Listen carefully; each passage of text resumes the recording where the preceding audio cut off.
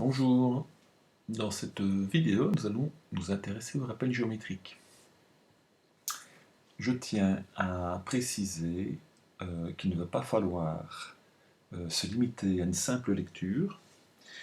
Tu vas devoir utiliser de quoi écrire, donc papier, bic stylo, quelques couleurs, de façon à reproduire les différentes situations géométriques, les cotations qui s'y rapportent et aussi les différentes notations géométriques.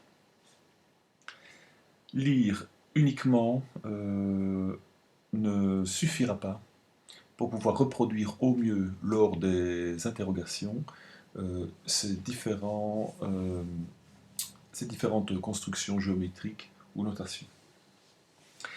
Bien, donc dans cette première vidéo, on va s'intéresser au périmètre, aux aires et au volume des figures de base.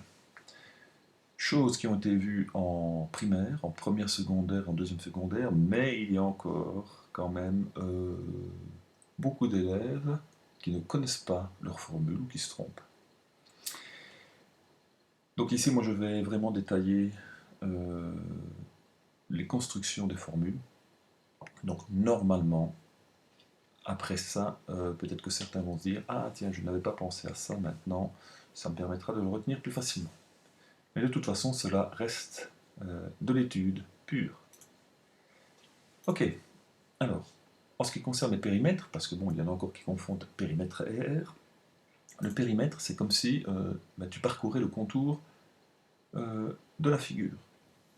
Prenons comme exemple un terrain de football où tu pars d'un coin, tu parcours tout le pourtour de la figure et tu reviens à ce même coin.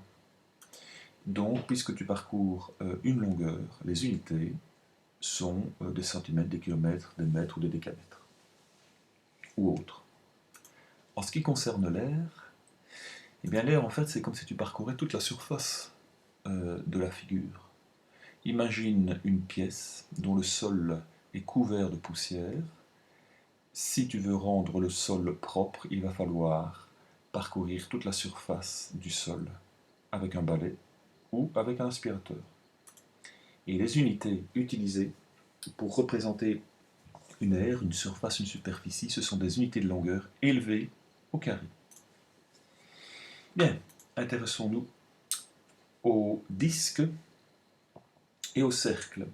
Le disque, c'est la surface intérieure, donc c'est l'air de la figure, tandis que le cercle, eh bien, c'est le pourtour, c'est le contour, c'est le périmètre de mon disque. Alors souvent, on confond encore les deux formules, on ne sait pas laquelle va au périmètre ou à l'air. Eh bien ici, pour le périmètre, il faut savoir que nous allons multiplier des nombres purs sans unité, donc 2π, ce sont des nombres purs qui n'ont pas d'unité, on va les multiplier par r, qui est la longueur du rayon. Puisque r est exprimé avec des unités de longueur, donc centimètres, kilomètres, ainsi de suite, eh bien le fait de le multiplier par un nombre pur, ça ne changera rien. Donc nous aurons bien une réponse exprimée sous forme de longueur. Tandis que pour l'air, eh bien l'air, on va devoir élever au carré la longueur du rayon. Et si j'élève au carré une longueur, forcément les unités vont être élevées au carré. Et puis ici est de nouveau un nombre pur. Pour les triangles, eh bien le triangle, pour avoir son périmètre, je vais évidemment parcourir donc, tout le pourtour de la figure. Ici, puisque nous avons donné les expressions algébriques ABC aux côtés du triangle, eh bien le périmètre sera la somme de la longueur de ses côtés. Et donc vu qu'on additionne des longueurs, eh bien nous avons bien comme résultat, comme unité pour le résultat, pardon, des longueurs. Attention évidemment, veillez à additionner des longueurs qui sont dans les mêmes unités. Pour l'air, eh bien, on multiplie la base par la hauteur, et parfois certains élèves se limitent à ça. Or, on va devoir diviser en deux ce produit-là. Alors, pourquoi doit-on le diviser en deux? Si je reproduis mon triangle de départ et que je viens l'accoler comme ceci, on voit que j'ai comme figure un parallélogramme. Et donc, si je fais la base fois la hauteur, j'ai bien l'aire de ce parallélogramme, mais attention, il vaut 2 fois l'aire de mon triangle de départ, ce qui justifie le dénominateur 2. Ici, puisque nous multiplions des longueurs ensemble, eh bien nous avons évidemment des unités de longueur élevées au carré. Le trapèze, caractérisé par une petite base et une grande base, qui sont parallèles, eh bien, pour le périmètre, donc nous additionnons les longueurs des côtés comme ceci, et puisque nous additionnons des longueurs, le résultat est bien exprimé sous forme de longueur. Pour l'aire, eh bien, nous allons additionner la petite base à la grande base, le tout, donc entre parenthèses, multiplié par la hauteur, et de nouveau divisé par 2. Même principe que pour le triangle, si je viens faire une copie de mon trapèze et que je viens la coller au premier comme ceci, j'obtiens un parallélogramme dont la base est la somme des deux bases du trapèze. Donc grande base plus petite base. Grande base plus petite base. Le tout multiplié par la hauteur. Et donc je dois bien mettre mes parenthèses parce que c'est l'entièreté de la base qui est multipliée par la hauteur. Si je ne mets pas mes parenthèses, alors je n'aurai qu'une partie de la base qui sera multipliée par la hauteur. Je n'aurai que la grande base dans ce cas-ci. Et donc, puisque mon parallélogramme vaut le double de l'aire de mon trapèze de départ, je dois diviser par 2. Le parallélogramme maintenant, eh bien, pour le périmètre, nous allons additionner 2 fois la longueur du côté A à 2 fois, donc au double de la longueur du côté B. Donc les côtés parallèles ont même longueur, ce qui est la particularité du parallélogramme. On pourrait réécrire la formule d'une autre façon en faisant une mise en évidence. Donc on a le double de la somme de A et B. Donc le double de la somme des longueurs des côtés. Pour l'aire, nous l'avons vu précédemment, l'aire du parallélogramme c'est base fois hauteur. On ne doit pas diviser par 2 puisque ici on veut bien l'intégralité de l'aire. Le losange, particularité du losange, 4 côtés de même longueur et des diagonales de longueurs différentes.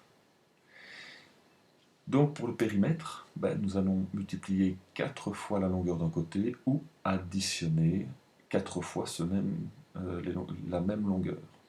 Il est préférable d'utiliser évidemment le quadruple de la longueur d'un côté, c'est bien plus rapide. Pour l'aire, eh bien, nous allons multiplier la grande diagonale par la petite diagonale, et de nouveau nous devons diviser par 2. Alors pourquoi? Eh bien, si je viens prendre cette grande diagonale et que je trace 2 segments qui lui sont parallèles et de même longueur, et que je fais la même chose avec la petite diagonale, je forme un rectangle. Un rectangle dont la longueur vaut la longueur de la grande diagonale et la largeur vaut la longueur de la petite diagonale. Donc pour l'aire du rectangle, c'est grande diagonale fois petite diagonale. Si on regarde de plus près l'aire, on voit qu'elle est composée de 8 triangles rectangles, donc triangles rectangles ici qui sont formés par les diagonales et les côtés du losange.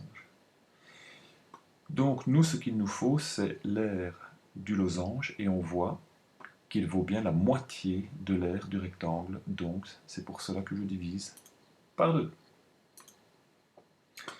Le rectangle qui est composé d'une longueur et d'une de 2 longueurs et de 2 largeurs. Donc la formule du périmètre, c'est le double de la longueur plus le double de la largeur, mais je peux faire une mise en évidence. Ainsi, j'ai le double de la somme de la longueur et de la largeur.